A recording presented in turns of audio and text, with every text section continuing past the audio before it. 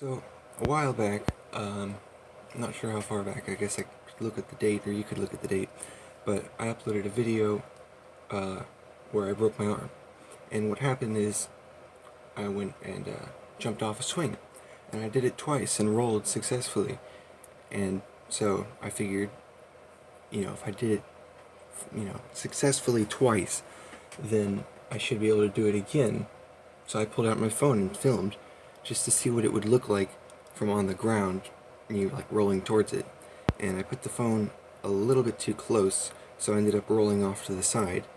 And that normally wouldn't be a problem, except I was jumping off a swing. So it was a roll of maybe like 8 feet in the air. So there was a lot of force on my clavicle, and that broke. The clavicle is the collarbone. It's the bone.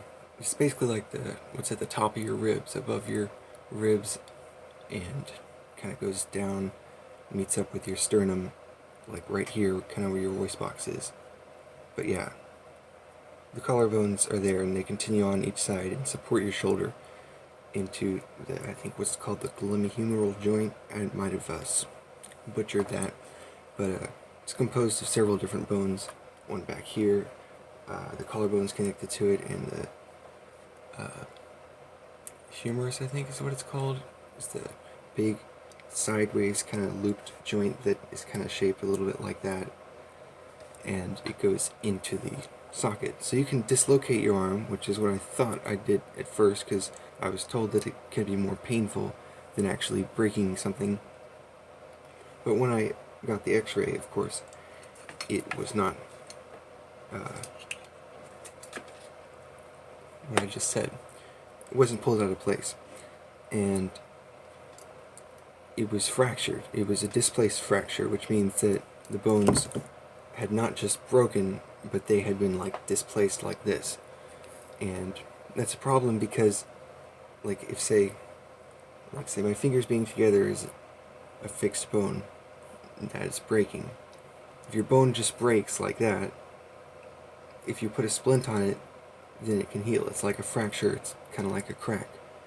Your bone can completely split through, and if it's still like, in the same shape that it was, it can heal on its own. You just need to keep it still, put it in a cast, or put it in a splint or a sling, something like that. And the bone will actually bleed special blood that is full of, I think, cartilage or calcium or something that forms like a gooey material, which then makes kind of like a special scab-like thing on your bone, which eventually goes away and turns back into bone and like reshapes. But when you have a fracture that is displaced, the bones are away from each other, so they're just pouring out that blood. And as you might have seen, I think in my flute practicing video, I show the injury. I think it was before it was after I had the surgery. Yeah, it was definitely after I had the surgery. But it still had the discoloration, which doesn't anymore. And that discoloration was a result of the bleeding. And as I said, when the bones are displaced, they can't fix themselves with the bleeding, so that fluid just leaks out of the bones and makes the area discolored. But so I had a piece of steel put inside my shoulder and connected it. Basically the surgeon cut into my shoulder and found the bones, put them together, might have put a screw between them to hold them while he put the steel beam on, or might have just clamped them together with some tools while he screwed the steel beam into the bone. And I can actually feel that beam, like right here. I can feel the end of it. Like over here on the other side, it's not there. It's just a very slight raise on the collarbone, and I can feel the end like over here. But I have some x-rays. Hopefully will not look crappy on my watch, because I don't have anything else I can display them on that has true black screen. Yes. Here. This is what the bone looked like as soon as I broke it, basically. Come on, try and watch. Yeah, that's the clavicle. and it's connected to shoulder. And obviously it's not connected properly since it's just floating there, so that part of the bone had to be realigned. Find this other picture real quick. And after doing that, they then put a steel beam on it. Come on, camera, focus on this.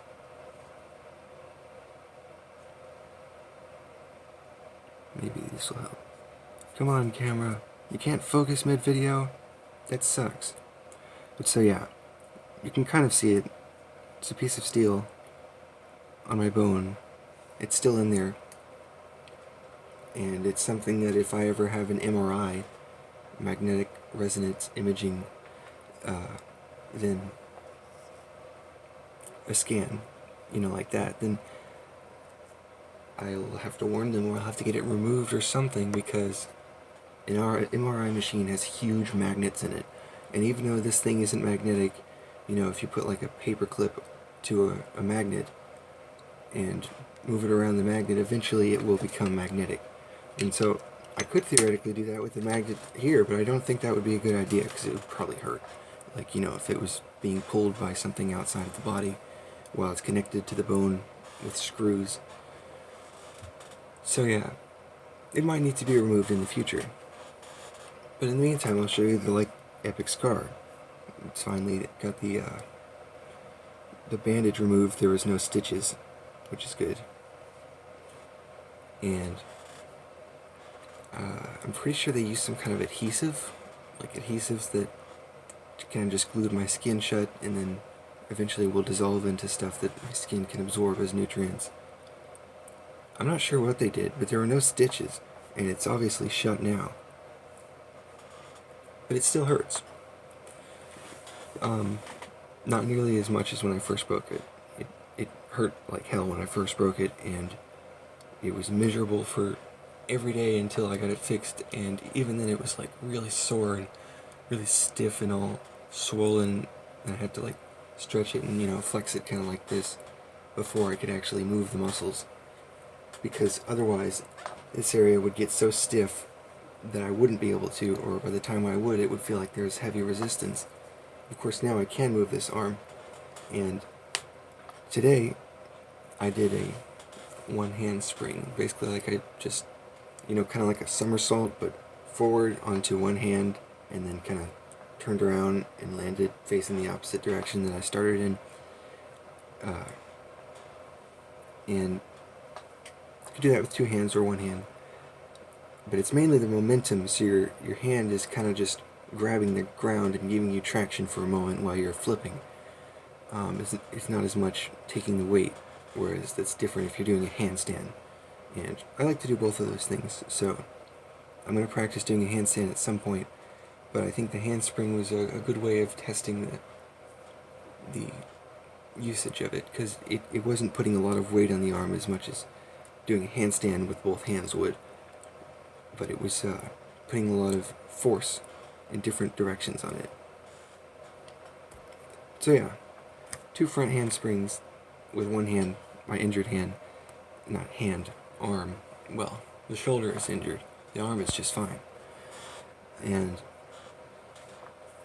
they worked just fine. They didn't hurt at all, didn't feel any pain in here, which is good, because I really want to do more handstands and stuff, because that's just fun in my opinion, climbing trees, doing handstands and flips.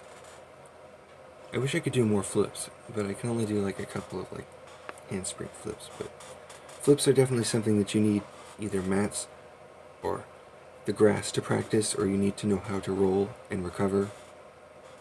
And at the moment I can't really roll and recover, or I might be able to, but I roll with my right shoulder, and I haven't practiced rolling with my left shoulder.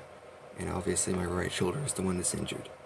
So if I were to do one of those one-hand springs and my hands suddenly give out, which that will sometimes happen if you're doing it repeatedly, you're wearing yourself out by practicing doing handstands because you want to get better at it, which I've sometimes done before. If you're just using one hand, then you can quickly put the other hand out the second that one gives. But With a handstand, you don't have as much control because you're balancing yourself, whereas with the handspring that I'm talking about, you're literally just like flipping your body over your hand for a moment. Or hands. So yeah, it's mostly healed, which is good. And hopefully I'll be able to do some more strenuous activities in the future.